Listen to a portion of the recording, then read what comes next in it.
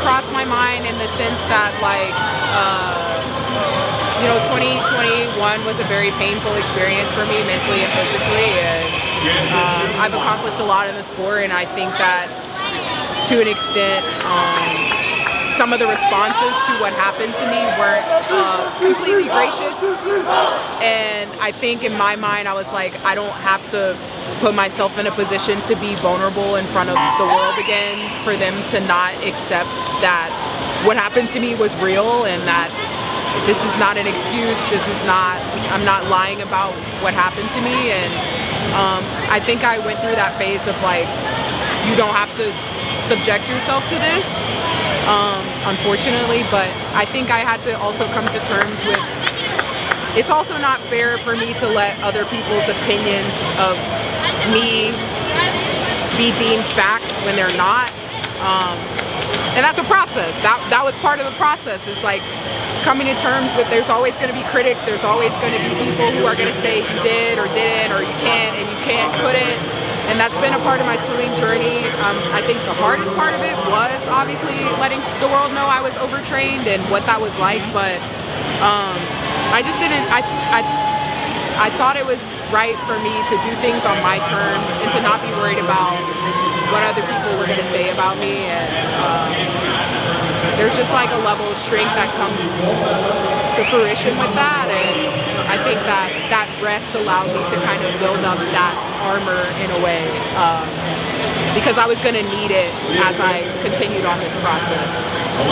It's shown. There was no like real roadmap for what the journey was going to look like. I think I got cleared by my doctor in January of 2022, and even though it was cleared based off of, the blood work and his physical assessment, like, there still was that chance that my body was never going to be able to perform at this level again because of the state that it was in. And so I think that there was a lot of fear going into the journey and how if my body would bounce back at all. And so I think there's just a lot of layers to it that I can say I'm surprised, but also at the same time, like, I'm not sure exactly what to be surprised at, because I had no clue what was going to happen. And I think just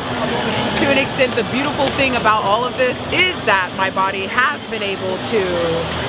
sustain, 9 practices a week, be able to come to a 3-day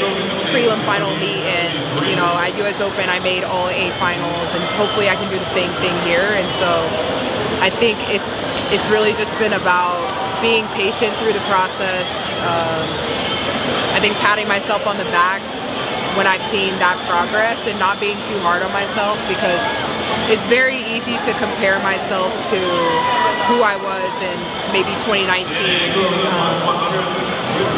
but I'm not that same person, I'm not that same swimmer, and of course I would absolutely love to get back to those times and faster, but right now I think the main focus is really about progress, and if you continue to progress, then hopefully I'll be able to get back to, those world leading times. I don't think it changes my goals. I've always been a person who likes to dream big and who has very aggressive goals, and I think that my aggressive and maybe at times unrealistic goals have allowed me to accomplish the things that I have accomplished, and they're goals that my coaches are aware of, that I consciously continue to remind myself of, but then to also put it in the back of my head and focus on, the task at hand, the race that I'm supposed to race today, or the practice that I'm supposed to have on that given day. And those are the things that have made me the most successful, is obviously having those high goals, but mainly being process oriented. And so it's the same approach this time around. I think that it would be unfair of me to lower my standards, but then at the same time, like I said, I do have to give myself grace, because this journey is like no other that I've ever had in this sport. And so it's kind of like it's a difficult thing to balance, but I think I'm doing a pretty good job of it, and I think it's balanced in a healthy way, in a healthy manner for me to continue on this journey when it's been very discouraging at times. It was probably the most boring months of my life. No, I spent a lot of time with my family and friends. I spent a lot of time with my boyfriend at the time, who's now my husband,